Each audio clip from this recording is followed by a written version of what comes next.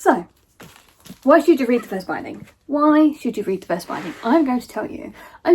First off, let's just start with Name of the Wind, okay? A lot of people say it's like Name of the Wind. I hard disagree, okay? The first binding is a story about stories, and it takes inspiration from stories. Everything in this book is about the art of storytelling, where everything comes from. And you hear Virdi talk about it online, and he's talking about inspirations. He's talking about where all these stories' ideas came from in the beginning. And Sword in the Stone, where did that come from? What culture did it come from? And a lot of stories that have been, like Name of the Wind, all of this has come from non-Western cultures. So R.R. Virdi goes back to his roots, very Asian-centered, very along the Golden Road, all of that stuff, and I love it. The world building in this is just phenomenal. I love that on its own.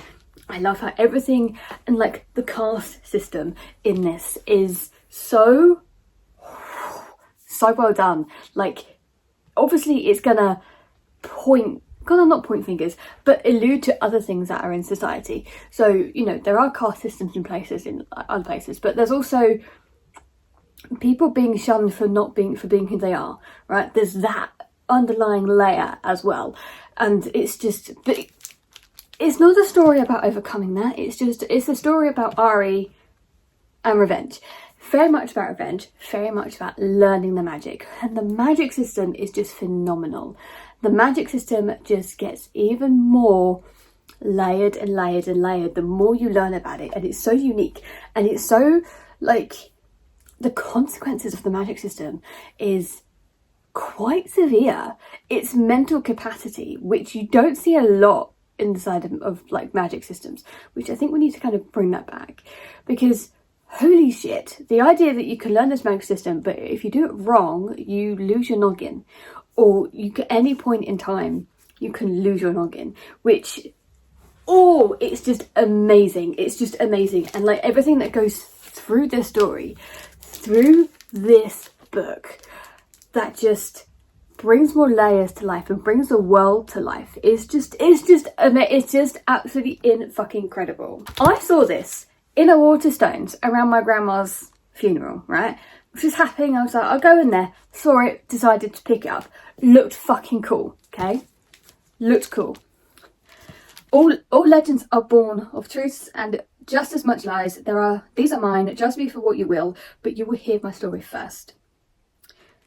I buried the village of Ampa under a mountain of ice and stone. Then I killed their god. I stole their magics and been cursed for it. I started a war with those that walked before mankind and lost the princess I loved and wanted to save. I've called lightning and balefire. I am legend and I'm monster. My name is Ari, and this is the story of how I let loose the first evil. If that does not entice you enough, I don't know what will. I love revenge stories. But I also love stories that have morally grey characters, that have people who make questionable decisions, that do it for their own means, because they want to do it, because they want to achieve what they're going to do. And this is definitely that. The creatures in this story, again, I don't know, it probably is alluding to some kind of mythological thing that was created years and years ago. They're kind of like demons, but they're different. They affect Ari in so many ways, but nobody really knows about them. And it's like hunting that story. It starts off in the present, and it's all first person. So Ari is known as the storyteller, but then he ends up meeting this woman, Eloquent, and another badass female character who we do get a POV from, which is even better. But he starts telling her his story to her. So he narrates it. But then we go back to the present, and there's a story within that. It's not just him telling a story. There is something happening. He's wanting something. He's still hunting for something. Eloquent wants something as well. We don't quite know what it is, but they're both looking for something. There's politics going on. There's a succession war happening.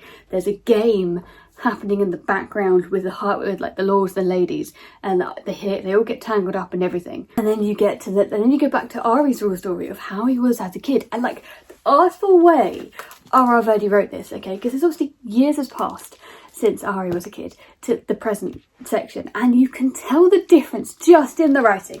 In the writing, you can open the section and go, okay, yep, that's young Ari. Oh no, that's old Ari. That is craftsmanship at its best. But what really sold me on this, because there are sections of this that go deep into storytelling, and you're reading it and you're kind of like, well, what's the point of this, right? Where are we leading to? And I think later on down the line it's going to come into play, but at the moment it's building the world and building the love of storytelling. It's what it's there for, and it's building the love for that and building more connection, and how you view Ari and his love of storytelling, how he learned to love storytelling and all of that going on. So I have a hope later on, because everything in here, you talk here, however I talk about it, it's there for a reason. There's things that's just there, and the way it's told, the way it's written, it's there for a reason, and it's just phenomenal. Both storylines, the present and in the past, hook me so fucking well. I'm like, I want to know what's going to happen next. I'm like, what's happened? And it just, but it's definitely a story that you consume slow. It's 800 pages. You are not going to binge this, and I don't suggest you do. It took me a month to read this, and I think that was the right sort of time. Reading it slowly, really enjoying the world and the characters that are being built, because the characters sell this. Ari is, you ever see somebody who has been so beaten down from life, and instead of taking the easy road out and kind of going, do you know what, I'm going to go over here and ignore everything that you've just done to me, Ari goes, no, I don't care if you're a pompous prince. I'm going to get my own back at you. And he's clever, and he's clever in how he does it, and he knows he's clever. I can't decide what's my favourite part, because most of this book is centred around the school and learning magic, where Ari just gets in so much trouble. But then the beginning of the book is building up to that point and really layering why Ari's making the decision to pursue this particular type of magic, why he is willing to let go of a family he found to pursue this and his revenge, and to hunt the people who did him some harm. And it's just so well done, so expertly done. But then, like, the beginning of the book, it's amazing. You're really getting onto the revenge, okay? And you're starting to understand who Ari is as a person. But you also understand how ruthless he's willing to be. He's not needlessly cruel, but you understand how ruthless he's going to be. How far he's willing to go to get what he wants, and to take back his revenge on people that have used him.